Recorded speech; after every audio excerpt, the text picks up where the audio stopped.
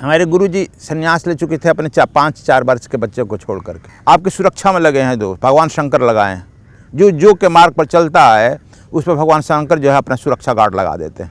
अभी हमको मार रहे हैं, हमारी हत्या कर देंगे, बचाओ।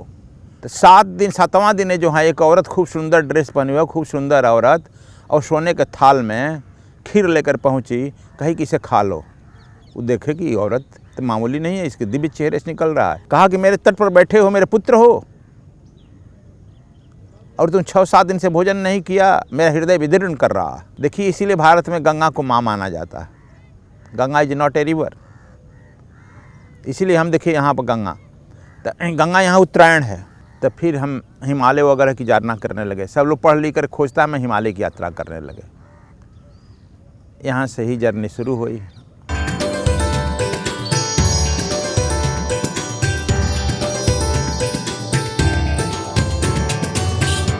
तख्त पर बैठे थे, कांप रहे थे, गर्मी के दिन में कांप रहे थे।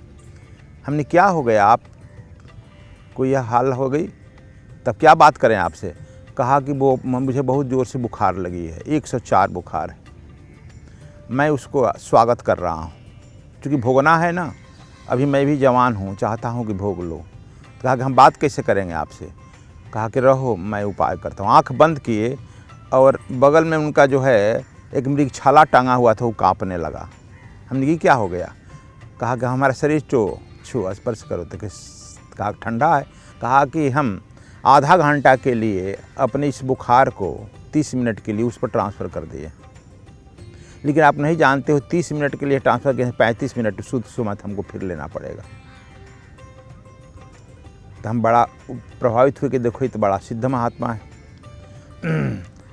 तो हम पूछे उसे, बचपन में ध्यान लोग पूछता है इम्प्लॉयमेंट का, हम उसको ध्यान धारणा के बारे में सुनने लगे।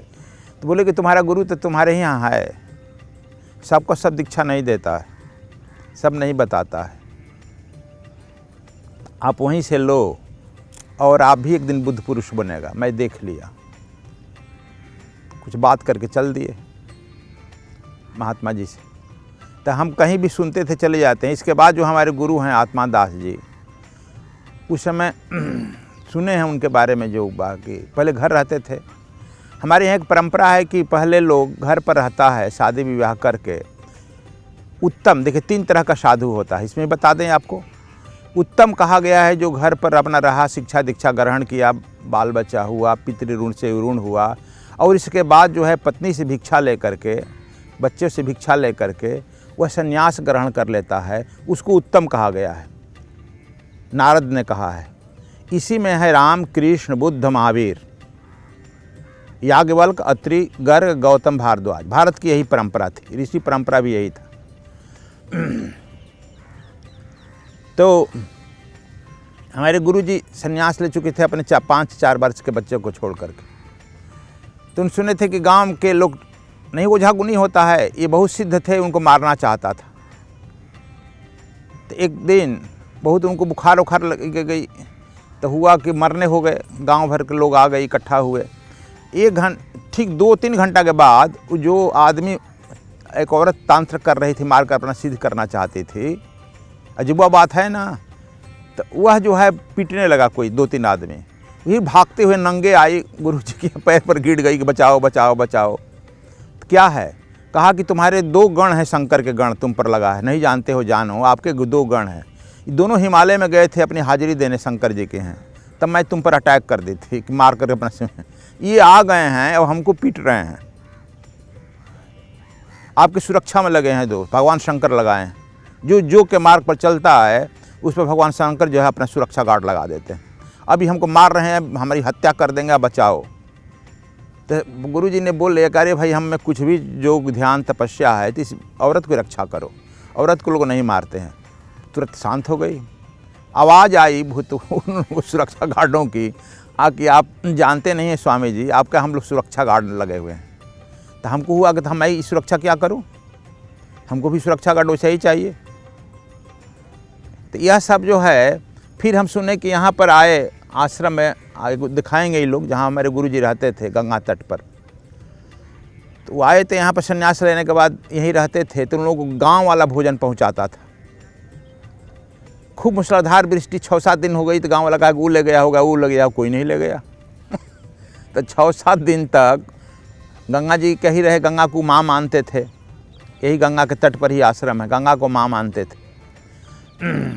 तो 7वां दिन जो है एक औरत खूब सुंदर ड्रेस पहनी हुई, खूब सुंदर औरत, और सोने के थाल में खीर लेकर पहुंची, कही कि इसे खा लो। वो देखे कि औरत तो मामूली नहीं है, इसके दिव्य चेहरे से निकल रहा है। अपने आसन से उठे, इस तरह बैठे रहते थे हरदम, और उनके जाकर साष्टांग प्रणाम किए, मातेश प्रणाम, मैं तुम्हारा ही पुत्र हूँ और तुम क्यों कष्ट किया। कहा कि मेरे तट पर बैठे हो, मेरे पुत्र हो, और तुम 6-7 दिन से भोजन नहीं किया, मेरा हृदय विदीर्ण कर रहा है। देखिए, इसीलिए भारत में गंगा को माँ माना जाता है। Ganga is not a river, इसीलिए हम देखिए यहाँ पर गंगा यहाँ उत्तरायण है। और आप लोग ध्यान से देखिएगा, गंगा जो है यहाँ इस तरह से है, इस तरह समझ रहे हैं ना, माने हम गोद में हैं, यह गौरी क्षेत्र है, और उधर शंकर क्षेत्र, शंकर जी का काशी जो है इसके पीठ पर है, जैसे माँ के पीठ पर होता है ना। यह देखिएगा रात में आप लोग एकदम इस तरह से कर्म में है। तब यह हुआ कि जब गंगा खुद भरण पोषण कर रही, कहा कि तुम भोजन करो, मैं थाली लेकर जाऊंगी। कहा कि ये संभव नहीं है, तुम्हारा पुत्र बहुत पुत्र बच्चा नहीं है कि हम अब जूठा माँ को मलवाएं, आप जाओ। वह माँ जो है आकर गंगा में अंतर्ध्यान, वो खिड़की, अब जो जहाँ वहाँ देखिए खिड़की खोले, एकदम गंगा वो जाकर अंतर्ध्यान हो गई।